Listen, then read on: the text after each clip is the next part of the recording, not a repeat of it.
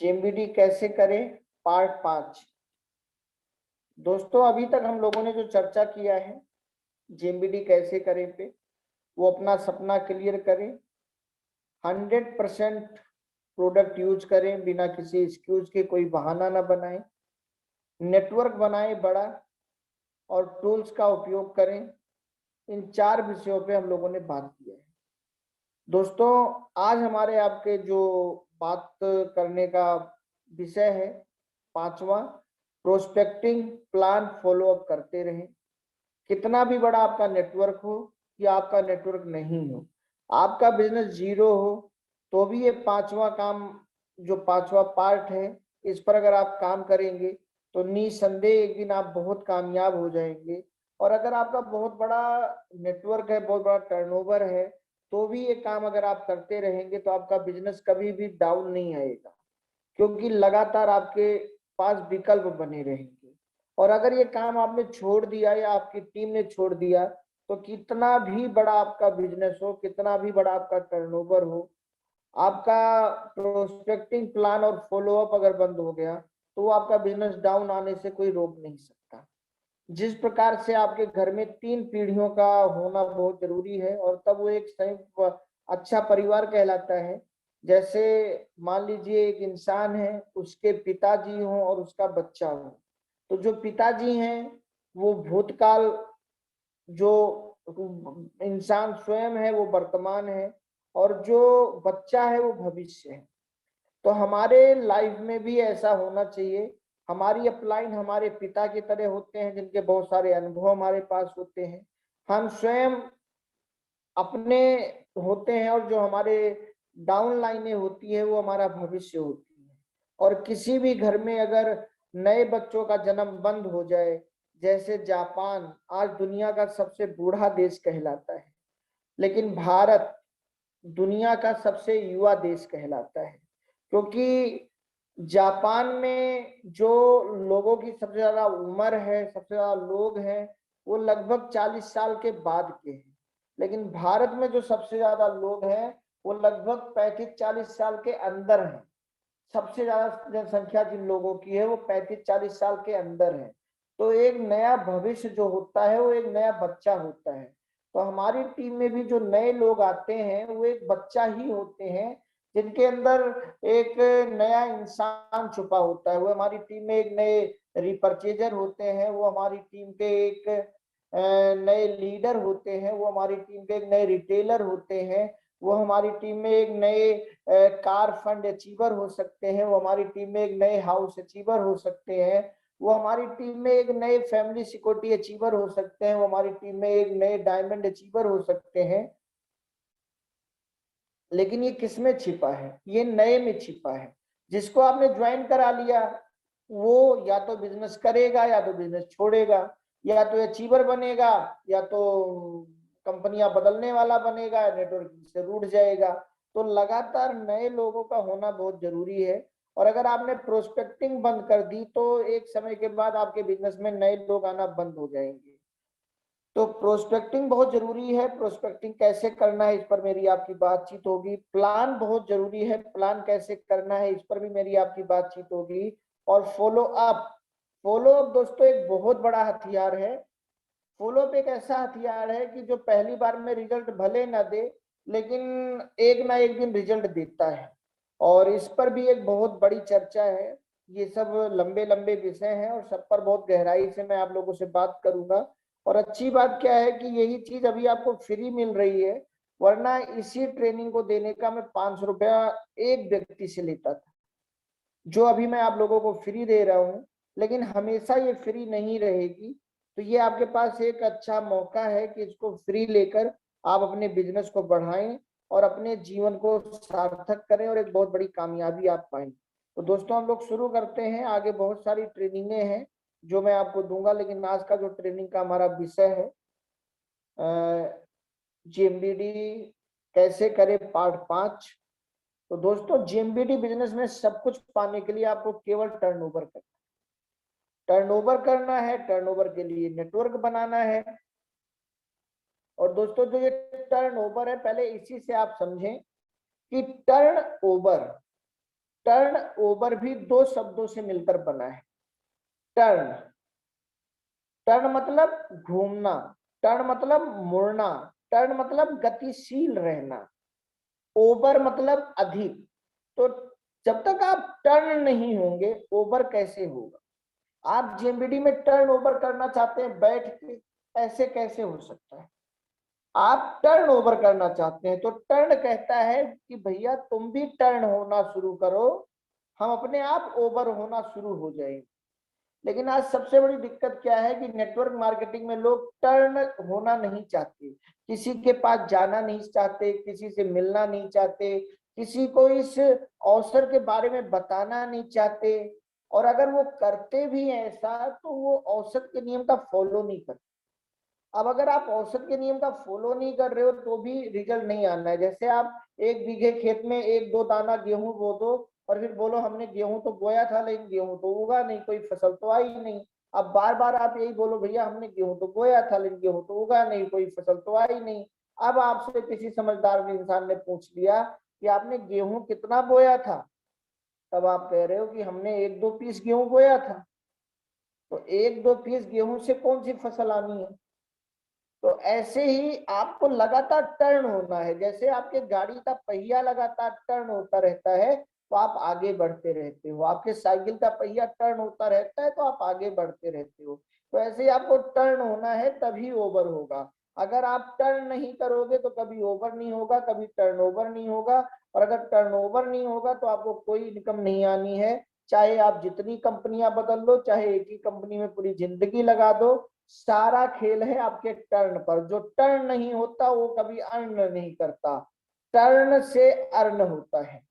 इस बात को समझिए। और जब आप टर्न होंगे तो आपकी टीम बनेगी। जब आप लोगों के पास जाएंगे, लोगों के पास जाते रहेंगे, लोगों को प्रोस्पेक्टिंग करते रहेंगे, उनको जानकारी देते रहेंगे, उनका फॉलोअप करते रहेंगे, उनको प्लान दिखाते रहेंगे, उनको प्रोडक्ट की जानकारी देते रहेंगे, तो ऐसा हो ही नहीं सकता कि आपकी टीम ना बने। इस दुनिया में जितने सफल लोग हुए हैं उनकी जितने लोगों की टीम बनी है सबकी टीम टूट टूट कर ही बनी है। और पहली बार कहने से किसी की टीम में कोई भी व्यक्ति नहीं आया है।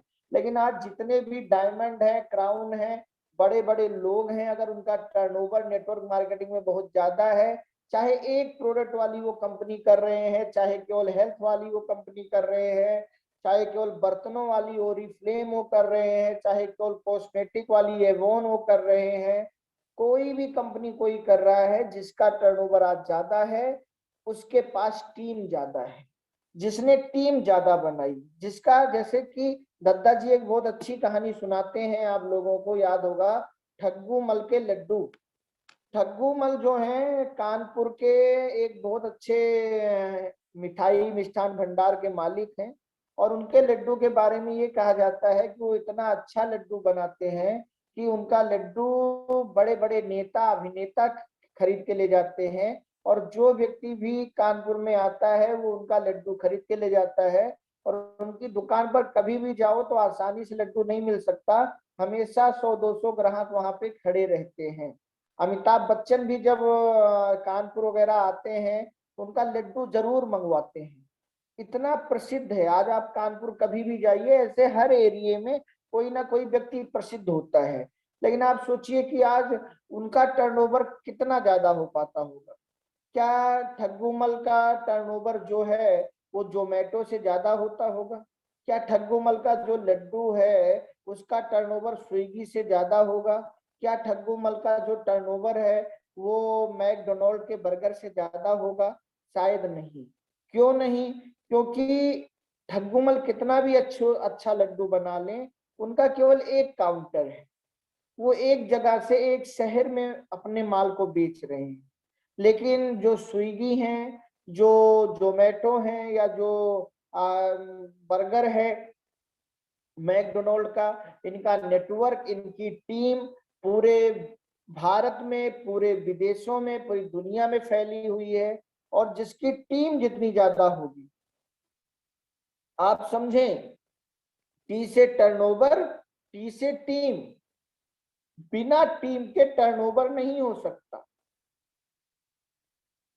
अगर आपके पास टीम की संख्या ज्यादा है, अगर आपके पास नेटवर्क ज्यादा है, तो एक बीवी भी आपको करोड़ों की बीवी दे सकता है।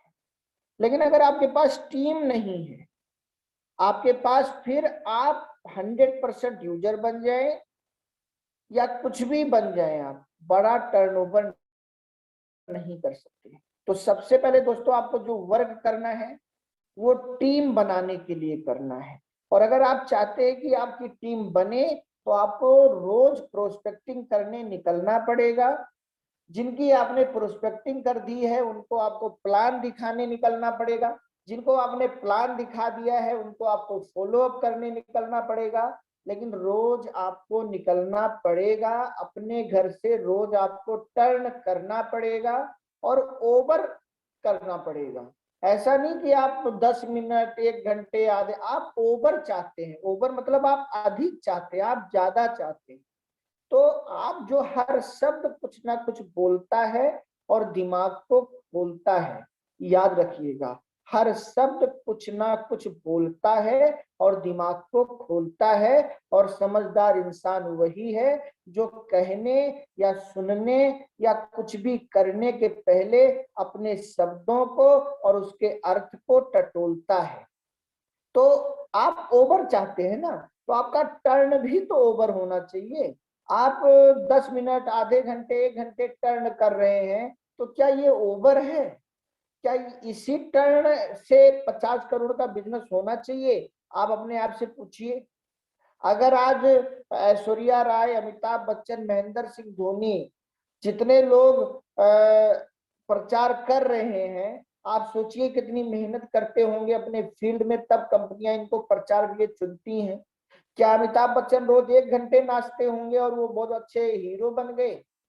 क्या ऐश्वर्या राय जो रोज 1 घंटे नाचती होंगी और वो बहुत अच्छी नृत्य करने वाली बन गई?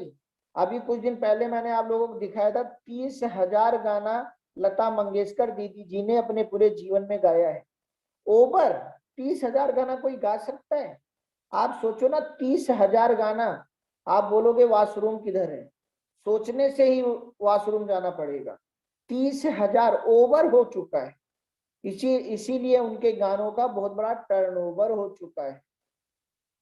बिना ओवर किए कुछ ओवर नहीं होगा, गोबर भले हो जाए।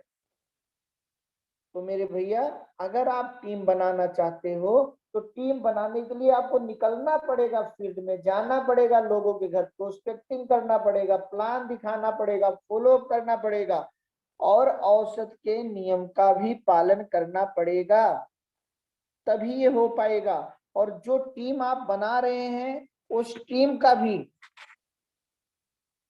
जो टी से टीम आप बना रहे हैं उसे ए से एजुकेटेड टीम बनानी पड़ेगी। अगर एजुकेटेड टीम आप नहीं बना रहे हैं, तो फिर जैसे आप कितने भी बच्चे पैदा कर ले, अगर उनके अंदर एजुकेशन नहीं है, तो फिर आपके बच्चे बहुत सफल नहीं हो सकते और आपका परिवार बहुत आगे नहीं जा सकता।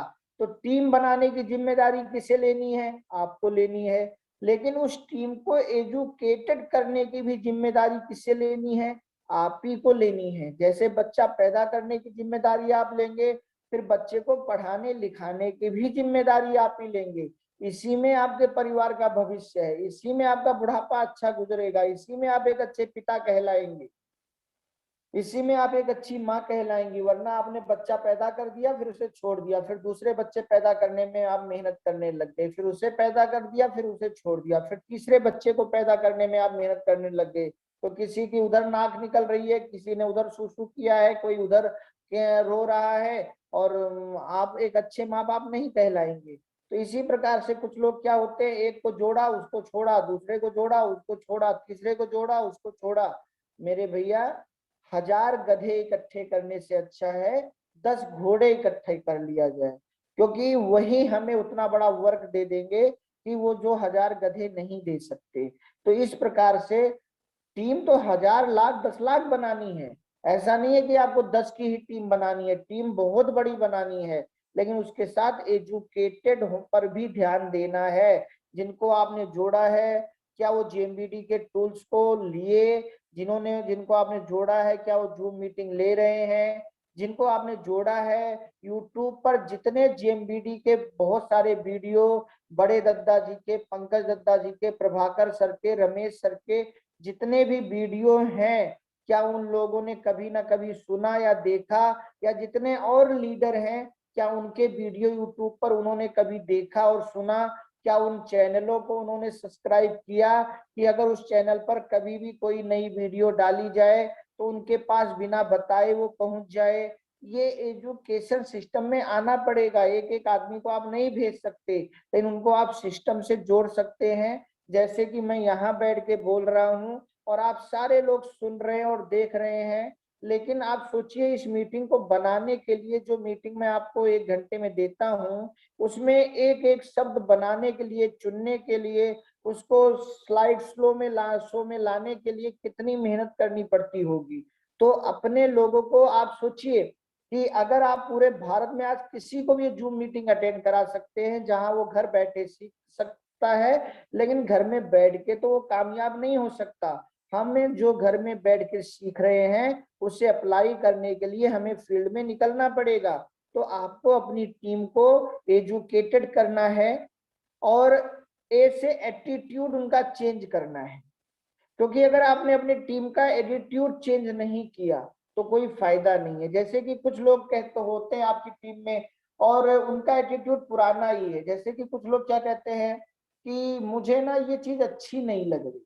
तो अब अगर आप उनको मीटिंग में लाएंगे और मीटिंग में सुनेंगे कि अच्छी नहीं लग रही, या आप उनसे पूछिए कि भैया आपके घर में, आपके जीवन में कितना ऐसा काम हो रहा है जो आपको अच्छा लग रहा है और वही हो रहा है?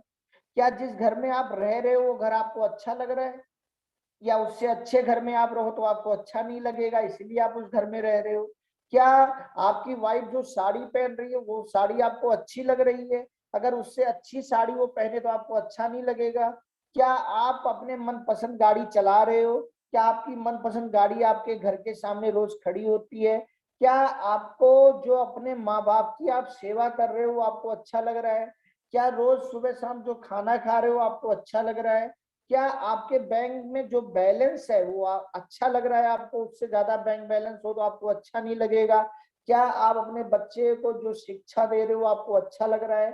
तो वो क्या बोलेंगे, नहीं ये भी अच्छा नहीं लग रहा है। तो बोलो भैया अगर ये सब भी अच्छा नहीं लग रहा है तो इनको बदल डालो।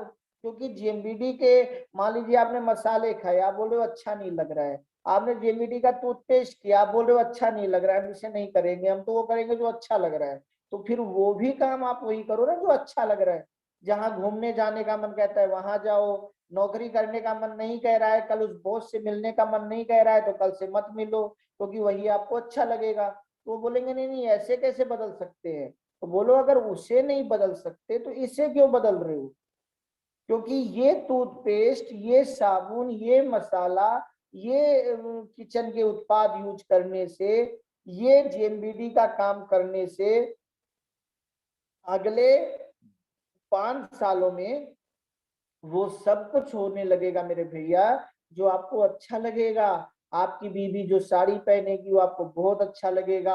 आपके मम्मी पापा का जैसे रहन सहन हो जाएगा वो देख के आपको बहुत अच्छा लगेगा।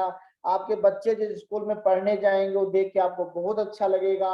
आपको अपनी 4 व्हीलर 2 व्हीलर देख के बहुत अच्छा लगेगा। आपको अपनी लाइफ स्टाइल देख के बहुत अच्छा लगेगा।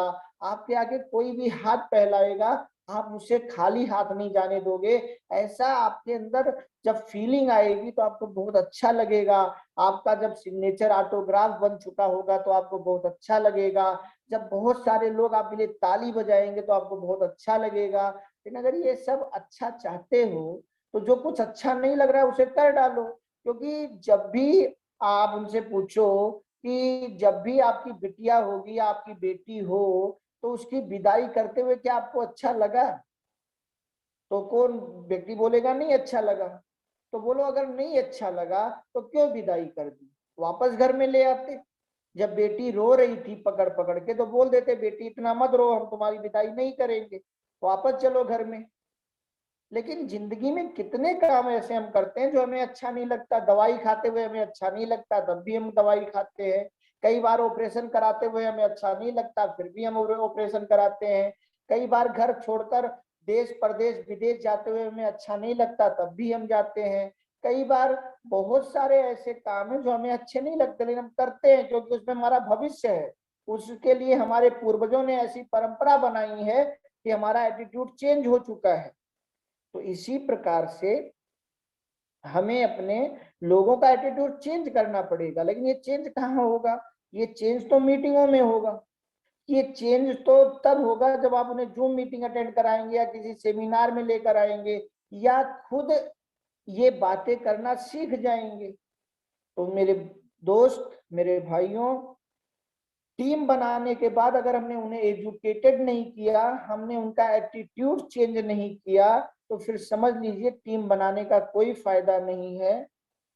अगर उनके माइंड को हमने खोला नहीं, अगर हमने कुछ ऐसा बोला नहीं कि जिससे उनका माइंड खुल जाए। याद रखना, हर सवाल का कोई ना कोई जवाब होता है, हर सवाल में छिपा उसका जवाब होता है, और जो उस जवाब को तुरंत दे दे वही दुनिया का सबसे बड़ा नवाब होता है। तो आपको अपने लोगों के दिमाग को खोलना पड़ेगा, कभी ज्ञान से, कभी अपना विराट रूप दिखाकर, क्योंकि टीम का मतलब अर्जुन और आप अपलाइन का मतलब भगवान श्री कृष्ण। जब आपकी टीम सही काम कर रही है तब आप केवल उसको वाह वाह, वेरी गुड, बहुत अच्छा, यही सब कहते रहो, रथ चलाते रहो, मतलब चुपचाप रहो। लेकिन जब आपकी टीम काम ना कर रही तब आपको अपनी टीम के दिमाग को खोलना है, उनका एटीट्यूड चेंज करना है, उन्हें एजुकेशन में लाना है और नए लोग भी तलाशते रहना है। अभी जो मैं आपको ये सिखा रहा हूँ ऐसा नहीं है। सबसे बड़ी गलती हम यहाँ और क्या करते हैं, हम कुछ ही लोगों पर निर्भर हो जाते हैं और किसी को भी पकड़ के हम ज्ञान देने लग जाते हैं। ऐसा नहीं है। आप देखिए, गधे और घोड़े की शक्ल सेम होती है लेकिन दोनों सेम नहीं होते। तो शक्ल पे मत जाइए, अकल पे जाइए। आपके उस व्यक्ति के पास जाइए जिसकी शक्ल चाहे जैसी हो लेकिन उसकी अकल सही हो। भगवान श्री कृष्ण ने गीता का ज्ञान क्यों नहीं धृतराष्ट्र को दिया? भगवान श्री कृष्ण ने गीता का ज्ञान क्यों नहीं शकुनी को दिया, क्यों नहीं दुर्योधन को दिया? सोचने वाली विषय है ना कि धृतराष्ट्र, दुर्योधन, शकुनी को भी देकर उन लोगों को सुधार सकते थे और फिर वो सारी गलतियां ही नहीं होती और महाभारत ही नहीं होता, इतना कोई मरता भी नहीं। या युधिष्ठिर को क्यों नहीं दिया, भीम को क्यों नहीं दिया, या अभिमन्यु को क्यों नहीं दिया, या नकुल सहदेव को क्यों नहीं दिया? सही प्रोस्पेक्ट, सही प्रोस्पेक्ट भी आपको तलाशना है आपके टीम में। लेकिन एक ही प्रकार के लोग नहीं रहेंगे, सब छक्का मारने वाले नहीं रहेंगे, कोई एक दो रन लेने वाले भी रहेंगे, कोई अच्छी फील्डिंग करने वाले रहेंगे, कोई अच्छा गेंदबाजी करने वाले रहेंगे। मतलब आपको एक टीम बनानी है और टीम में तो सैनिक भी रहेंगे, सेनापति भी रहेंगे, रथी भी रहेंगे, महारथी भी रहेंगे, सारथी भी रहेंगे। तो इसी प्रकार से आपकी टीम में रिपर्चेजर भी होने चाहिए जो कुछ ना करें, बस रिपर्चेज करते रहें। आपकी टीम में रिटेलर भी हों जो रिपर्चेज के साथ अच्छी रिटेलिंग करते रहें, भले एक ज्वाइनिंग ना कराएं। और आपकी टीम में बहुत सारे ऐसे लोग होने चाहिए जो रिपर्चेज, रिटेलिंग के साथ साथ एक अच्छा नेटवर्क बनाने की काबिलियत रखते हों, जो बहुत तेजी के साथ 100, 200, 500, 1000, 2000 लोगों का नेटवर्क फैला सकें तेजी से, आपके बिजनेस को कई एरियो में डेवलप कर सकें। तो ये सब चीजें करने के लिए आपको टीम बनानी पड़ेगी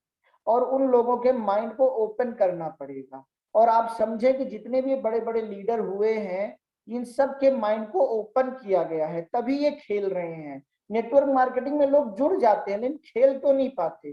खेल इसीलिए नहीं पाते क्योंकि उनका माइंड ओपन नहीं हो पाता, उनको एडवांटेज पता नहीं चल पाता कि अगर हम इस काम को करेंगे तो क्या क्या एडवांटेज होगा और अगर इस काम को हम नहीं करेंगे तो क्या एडवांटेज नहीं होगा। तो ये सारी चीजें बहुत जरूरी हैं और अगर ये आप अपनी टीम में करने लग गए, टर्न होने लग गया ये, और आप ओवर करने लग गए, जैसे आज हम लोग 18-18 घंटे मेहनत करते हैं, इतना सब कुछ आप लोगों को ट्रेनिंग देने के बाद भी दद्दा जी को रोज रिपोर्ट करनी होती है कि आज हम कहाँ जा रहे हैं।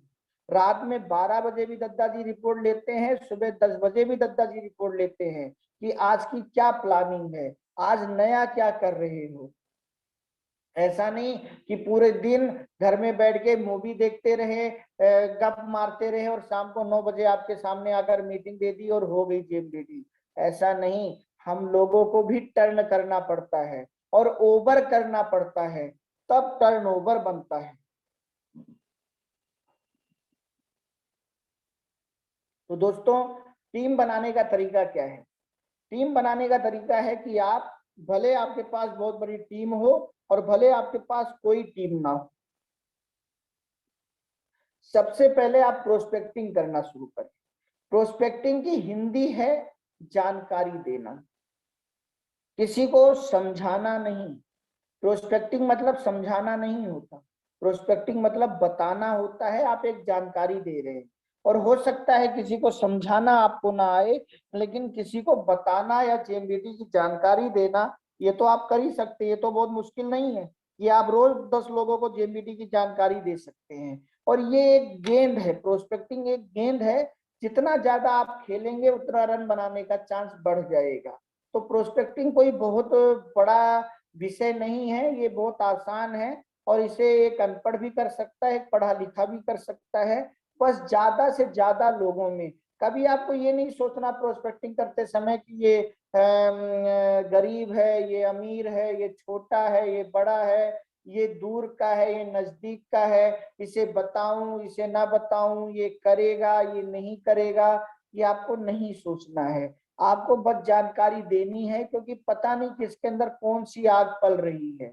और नेटवर्क मार्केटिंग में ये देखा गया है, अब तक का इतिहास इस बात का साक्षी है कि जिसके ऊपर लगता है कि ये बहुत बड़ा बिजनेस कर लेगा, वो कुछ भी नहीं कर पाता, और जिसके ऊपर लगता है कि ये कुछ नहीं कर पाएगा, वो बहुत कुछ कर लेता है। जैसे नेटवर्क मार्केटिंग मेरे दादाजी को कहाँ मिली? ट्रेन में। उनको ट्रेन में मिली। अब सोचिए कि ट्रेन में जब पहली बार दादाजी को नेटवर्क मार्केटिंग के बारे में एक फौजी से जानकारी मिली, तो क्या उस फौजी को या नेटवर्किंग दुनिया के इतिहास में कभी किसी को पता रहा होगा कि आज नेटवर्क मार्केटिंग का वो इंसान ट्रेन में नेटवर्क मार्केटिंग समझ रहा है, कि जो आने वाले समय में अपना पूरा करियर, अपनी वकालत छोड़ के, अपना सब कुछ छोड़ के, अपना पूरा करियर नेटवर्किंग में लगा देंगे, अपने पूरे परिवार को नेटवर्किंग में लगा देंगे, वाइफ से लेकर बच्चे तक, भाई से लेकर बड़े तक, सबको लगा देंगे, और आने वाले समय में एक बहुत बड़ी नेटवर्क मार्केटिंग कंपनी खोलेंगे। और जो दुनिया की नंबर 1 नेटवर्क मार्केटिंग कंपनी होगी, उसके जो मालिक हैं, वो आज ट्रेन में एक फौजी से अचानक समझ रहे हैं प्लान। ये सोचिए कितनी बड़ी चीज है, ये हो सकता है। लेकिन कहीं ना कहीं जानकारी चल रही थी, ट्रेन में भी 2 फौजी आपस में बात कर रहे थे, और उन्हीं के सामने वाली सीट पर दादाजी बैठे हुए थे। तो एक प्रोस्पेक्टिंग कब कौन कहाँ मिल जाए, कुछ भी पता नहीं है। कौन सा बीज कहाँ गिरा, कहाँ उसको सारा माहौल मिला, और वो एक बट वृक्ष बन के खड़ा हो जाए, कुछ भी नहीं पता है। लेकिन जानकारी जाएगी तो टीम बनेगी। अगर प्रोस्पेक्टिंग नहीं होगी तो फिर क्या होगा? तो दोस्तों, प्रोस्पेक्टिंग करना बहुत जरूरी है। इसके तरीके अभी मैं आपको आगे बताऊंगा। फिर प्लान, प्लान होना चाहिए। प्रोस्पेक्टिंग, आपने किसी को जानकारी दे दी, जानकारी के बाद हमें ये चेक करना है कि सामने वाला व्यक्ति प्लान देखने में इंटरेस्टेड है या नहीं। अगर वो प्लान देखने में इंटरेस्टेड है तो उसे हम प्लान दिखाएंगे। अगर हम प्लान देखने में इंटरेस्टेड नहीं है तो आगे हम प्रोस्पेक्टिंग करेंगे। हमें दुख कहाँ होता है? जब हम प्रोस्पेक्टिंग नहीं करते, मतलब हम पहला गियर नहीं लगाते, और हम चाहे कोई नया हो, चाहे कोई पुराना हो, चाहे कोई रिश्तेदार हो, चाहे कोई अजनबी हो, सीधा उसे प्लान दिखाने बैठ जाते, और आधे घंटे बला बला बला बला बला बला बला बला बला 1 घंटे बला बला सब कुछ करते हैं, और वो बाद में कहता है मेरा कोई नहीं भला, और फिर हम गुस्सा जाते हैं कि हमारा 1 घंटा भी गया और व्यक्ति ने तो मना कर दिया। तो ये तो गलत हुआ ना। आप सीधा ले जाकर बीज बो दोगे खेत में, तो जो उगना होगा वही उगेगा, और फिर आप सोचोगे कि हमने तो इतना गेहूं बोया, लेकिन ये तो सही से उगा ही नहीं, इसमें सही से फसल ही नहीं आई।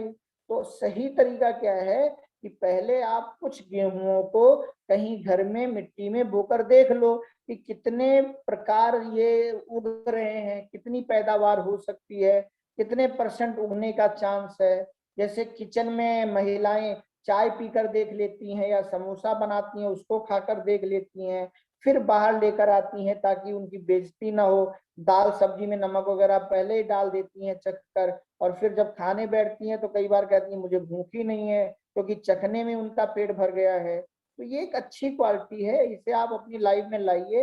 पहले प्रोस्पेक्टिंग देकर एक पता लगाइए कि इस इंसान के अंदर ये ग्राहक बन सकता है, या ये रिटेलर बन सकता है, या एक अच्छा नेटवर्कर बन सकता है। और ये प्लान जब आप देते रहेंगे और वो व्यक्ति मना भी करेगा तो आपको बुरा नहीं लगेगा, क्योंकि आप जानकारी देने गए हैं और आपका समय भी बचेगा। क्योंकि 1 घंटे में आप एक प्लान दिखा सकते हैं, लेकिन 1 घंटे में आप 10 प्रोस्पेक्टिंग भी कर सकते हैं।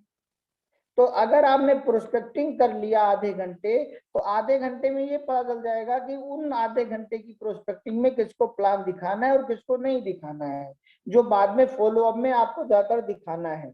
तो दूसरा काम है प्लान दिखाना। और प्लान दिखाना, कैसे प्लान दिखाना है, इस पर भी अभी मैं आप लोगों से बात करूंगा। फिर तीसरा काम है फॉलो अप। फॉलो अप दोस्तों एक बहुत बड़ा हथियार है। जैसे एक पत्थर पर एक बूंद पड़ती है ना, वो बिखर जाती है, लेकिन अगर किसी पत्थर पे लगातार बूंद पड़ती रहे तो वो पत्थर बिखर जाता है। वैसे ही ये फॉलो अप, मैंने इस पर बहुत गहराई से वर्क किया है और मेरे पास इसके बहुत अच्छे अच्छे अनुभव हैं।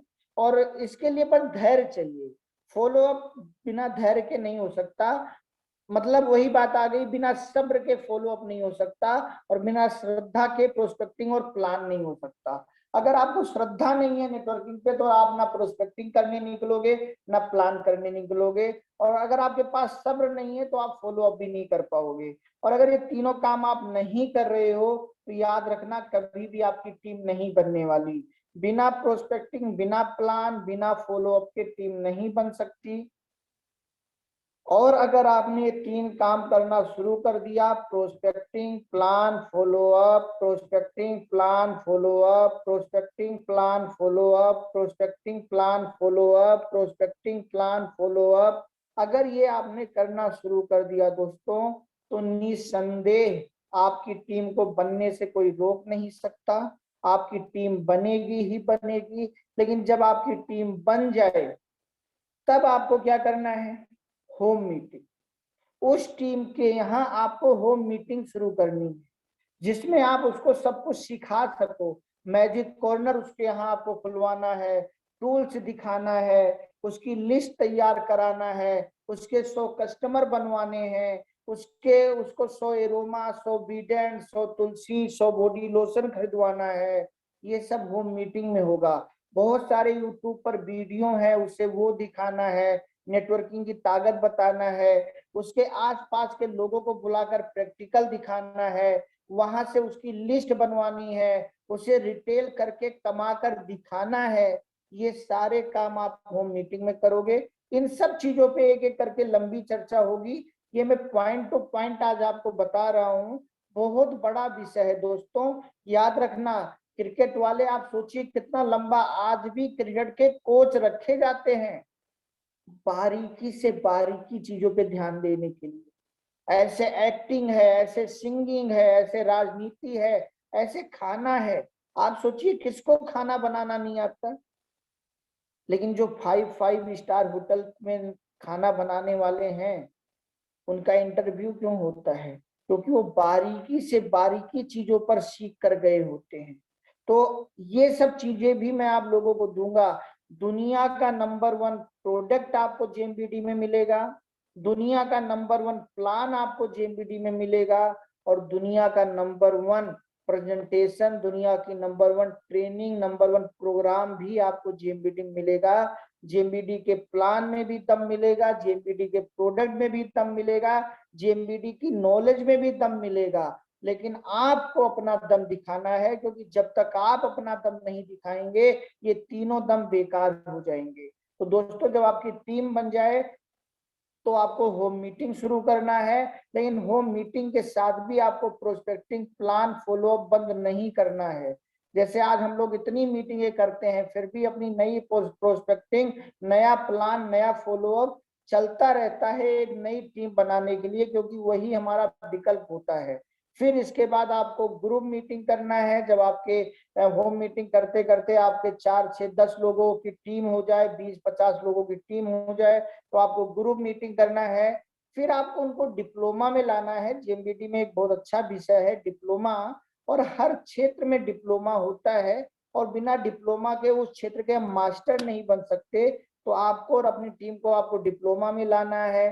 फिर सेमिनार होता है, उस सेमिनार में आपको अपने और अपनी टीम को लेकर आना है। फिर एनिवर्सरी होती है जो साल में एक बार होती है। उस एनिवर्सरी में जहां पूरे भारत के लोग एक दिन इकट्ठे होते हैं, पूरे भारत में किस राज्य के किस लीडर ने कितनी मेहनत की, जहां उसको पूरा भारत, पूरी दुनिया जानती है, वो अपनी कहानी सुनाता है, अपनी अचीवमेंट बताता है। और उस सेमिनार एनिवर्सरी में आपकी टीम जब बैठती है और वो देखती है कि इस राज्य से ये व्यक्ति आकर आज इतना झंडे गाड़ चुका है, तो एक हृदय परिवर्तन होता है। और आज तक जितने भी हृदय परिवर्तन हुए हैं वो प्लान देखकर नहीं हुए हैं, वो सेमिनार और एनिवर्सरी की वजह से हुए हैं। तो ये फिर जब आपकी टीम बन जाए तो फिर आपको home meeting, group meeting, diploma, seminar, anniversary पे आना है। और दोस्तों ये एक पहिया है।